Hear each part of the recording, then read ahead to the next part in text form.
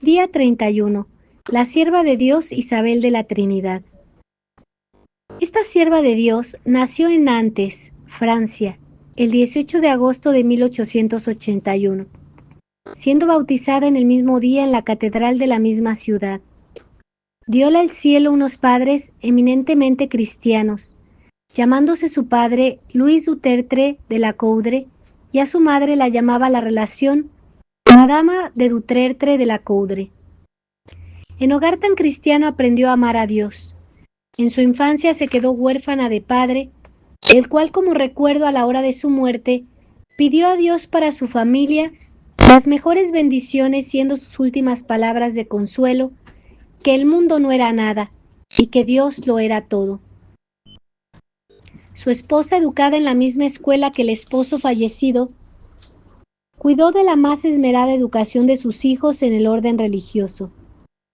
Para mejor conseguirlo, puso a su hija Isabel en el pensionado de las Ursulinas, las que convenientemente la prepararon para su primera comunión, que hizo con máximo fervor. Isabel se dio perfecta cuenta de su orfandad, por lo que los años de su formación intelectual los aprovechó intensamente, saliendo del colegio perfectamente preparada para las luchas de la vida, lo mismo en la parte cultural que religiosa. A la par que era sencilla, era sumamente caritativa con los pobres y desgraciados. Terminados los años escolares, su madre se retira al campo y su método de vida es eminentemente cristiana, ocupando las primeras horas de la mañana en oír la Santa Misa, lectura espiritual y otros actos similares. Regresan a Nantes en 1900 y al cumplir los 20 años intensifica su vida de piedad y de vida interior, anhelando por todos los medios ser una copia exacta de Jesús crucificado. Como medio de mejor conseguirlo, se entrega a penitencias rigurosas y a inventar medios de mayor mortificación. Restringe las horas de sueño con el fin de tener más tiempo para dedicarse a los actos de piedad y de oración. A sus 24 años, se pone en comunicación con la priora de las Carmelitas Descalzas de su ciudad natal, la cual le da oportunos consejos cómo ha de portarse en sus penitencias externas y medios de manifestarse. Al cumplir los 27 años, tiene la dicha de ser admitida en el Carmelo de Nantes, efectuándose su ingreso el 27 de abril, habiendo antes sido acompañada por su buena madre en la recepción de la Sagrada Comunión. Al ingresar dejó consignado su fin, en poco tiempo recorrer el camino de una larga vida.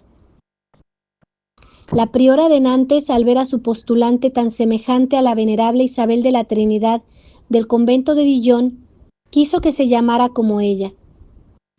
La impresión que causó la postulante a la comunidad la plasmaron diciendo que había nacido para carmelita. Desde el primer momento se abrazó a la más estricta observancia de las leyes y se le vio silenciosa, recogida y desasida de todo, aun de los libros de devoción y piedad. Su modelo a imitar era Cristo pobre, y aunque su posición en el siglo era más que desahogada, a todo renunció, aun al agradecimiento que hubiera tenido de las personas a quienes ella graciosamente habría socorrido o podía socorrer.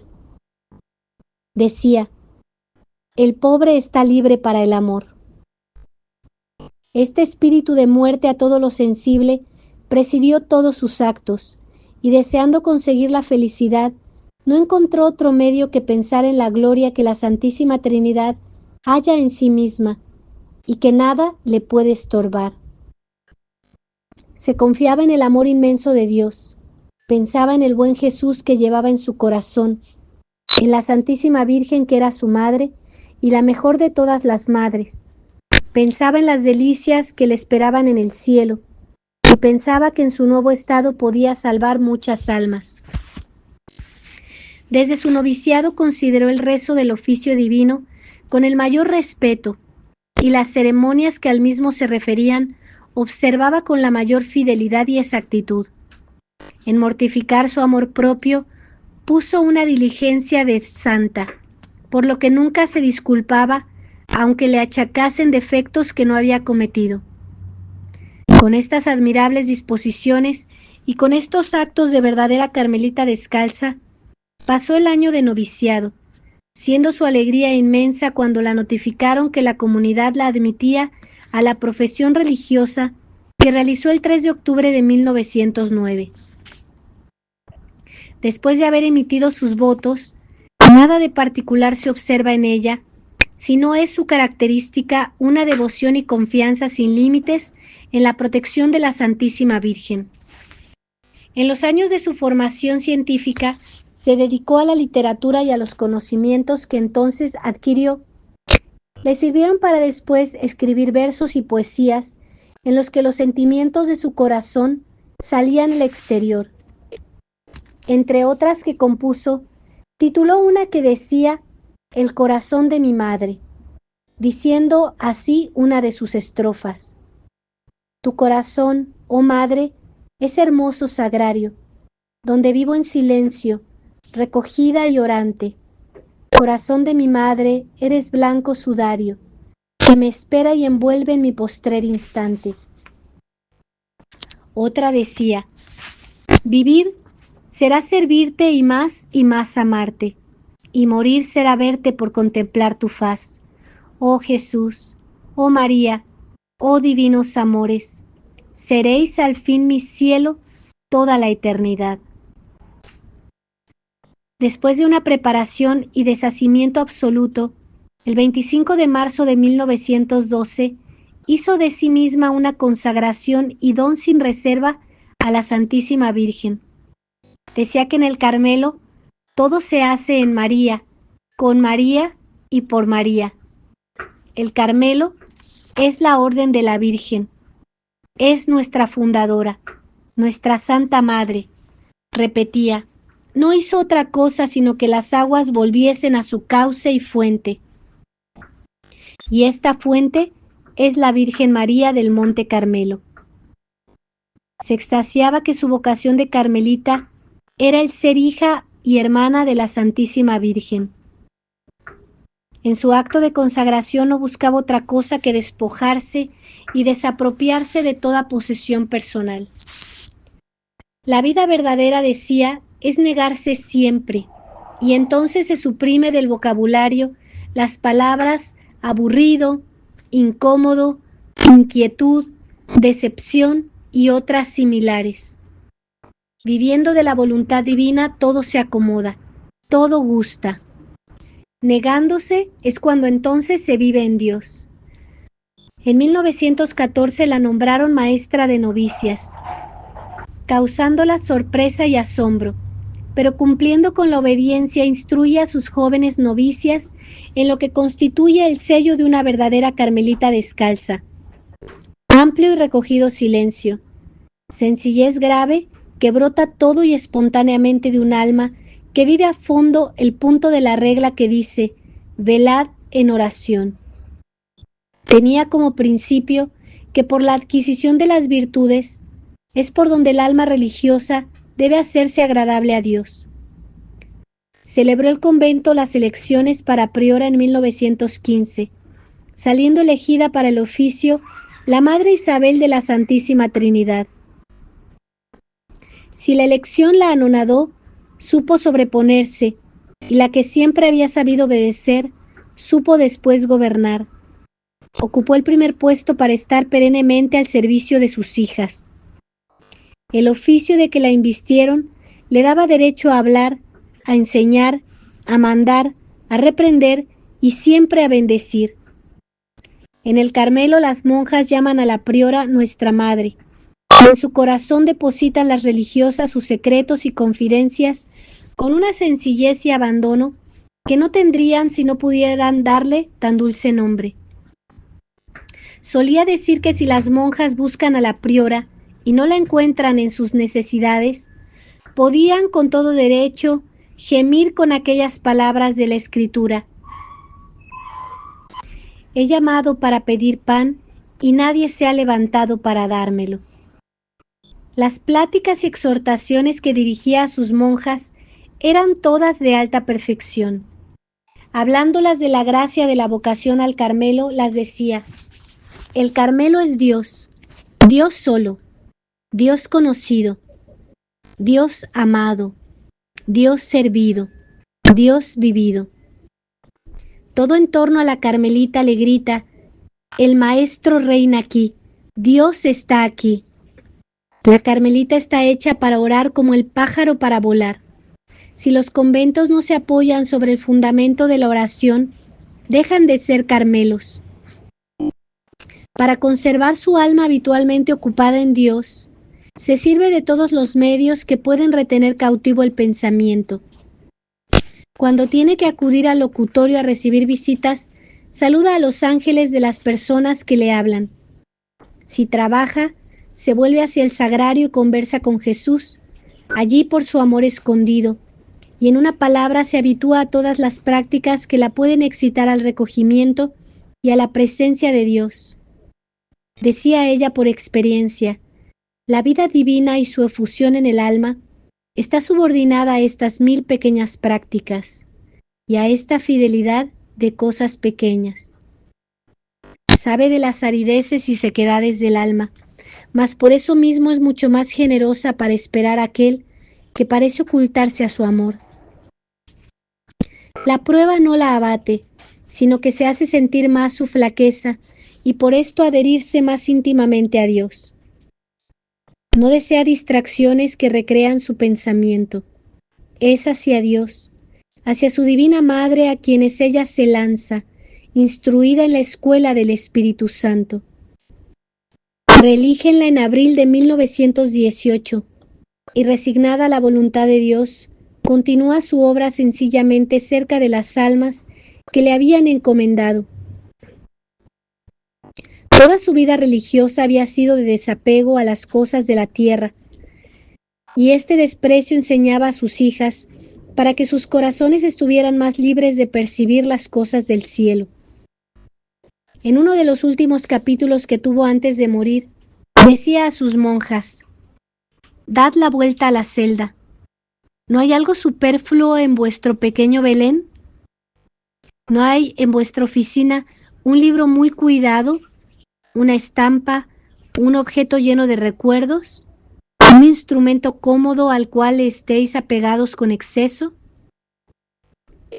Un día una religiosa vio y notó que su madre priora gemía bajo el peso del dolor. Y expansionándose con ella le dice: le voy a confiar un pequeño secreto, pero guarde el secreto. Deseo ir a ver a Dios. Y al decírselo su rostro mostraba una candorosa inocencia. En el coro su recogimiento era profundo y nada le llamaba la atención. Y cuando en la recreación hacía alguna alusión a los efectos del amor divino, apartábala agradablemente y hablaba un asunto de interés más general. Esta alma estaba cerca del cielo. Aunque trató de ocultar todos sus sufrimientos, al fin se descubrió una grave dolencia del estómago, por lo que se vio precisada a someterse a un régimen. Los calores la molestaban grandemente y esperaron al otoño para ver si se reponía. A fines de septiembre hizo los ejercicios anuales y cuando no estaba en el coro pasaba el tiempo en una capillita dedicada a la Santísima Virgen. Al terminar su retiro dice: mis vacaciones han terminado, pero me queda siempre el corazón de mi Dios para recrearme. De este corazón y del corazón inmaculado de María sacaba su fortaleza para librar la última batalla que se acercaba. Dirigiéndose a la Virgen le decía: tu corazón, oh Madre, es bello santuario, donde vivo en silencio, donde vivo en orante. Tu manso corazón es el blanco sudario que me envuelve y espera en el último instante. Este instante se acercaba. Desde mediado de septiembre hasta mediado de febrero del año siguiente, estuvo enferma con alternativas de mejoría, dando en todo momento ejemplos de virtud propios de una verdadera carmelita. Unos días antes de su muerte, tuvo la pena de saber que su Santa Madre había fallecido, noticia que recibió con el corazón destrozado, pero con el alma enteramente sumisa a la voluntad de Dios. Era el 8 de febrero de 1919. Por la tarde una monjita le pregunta si sufre mucho, contestando que sí, pero como Dios quiera y tanto como Él quiera. Había dicho, hacer la voluntad de Dios, este es el amor. Al siguiente día, que era jueves, la fiebre se hizo tan ardiente que aquel día parecía ser el de la consumación de su sacrificio. Por la mañana el señor capellán le llevó la Sagrada Comunión que no había de recibir más aquí abajo. En la aurora de la eternidad iba a unirse por última vez a Dios, la hija de la Virgen pura. Vivir será verte y más amarte, y morir será verte para contemplar tu faz. Oh Jesús, oh María, oh divinos amantes, seréis al fin mi cielo toda la eternidad. Después de haber dado gracias, reunió a su comunidad y le habló como hablan los santos cuando de esta vida parten para el cielo. Sed santas, según el corazón de Dios. Verdaderas carmelitas, almas interiores que no buscan consuelos humanos, que no se detienen en pequeñeces, sino solo en Dios. No teman el sufrimiento porque será para aumento del amor. En las relaciones con el prójimo, no ver más que a Dios, solo a Dios. Entre Dios y nosotras, todo está en el amor. El 16 de febrero le habían administrado la Santa Extrema Unción, para la que se preparó con gran recogimiento, lo mismo que cuando comulgó por viático, que siguiendo la costumbre del Carmelo pidió perdón a la comunidad de sus faltas y malos ejemplos. Sintiendo que se moría, quiso despedirse de cada una en particular y darle su bendición. Y siempre mirando al cielo, entregó su alma a Dios el 21 de febrero de 1919, cuando contaba 38 años de edad y 11 años de santa vida religiosa. Sierva de Dios, Isabel de la Trinidad, rogad por nosotros. Sierva de Dios, Isabel de la Trinidad, rogad por nosotros. Sierva de Dios, Isabel de la Trinidad, rogad por nosotros. Ave María Purísima, sin pecado original concebida. Por la señal de la Santa Cruz de nuestros enemigos, líbranos, Señor Dios nuestro, en el nombre del Padre, y del Hijo, y del Espíritu Santo. Amén.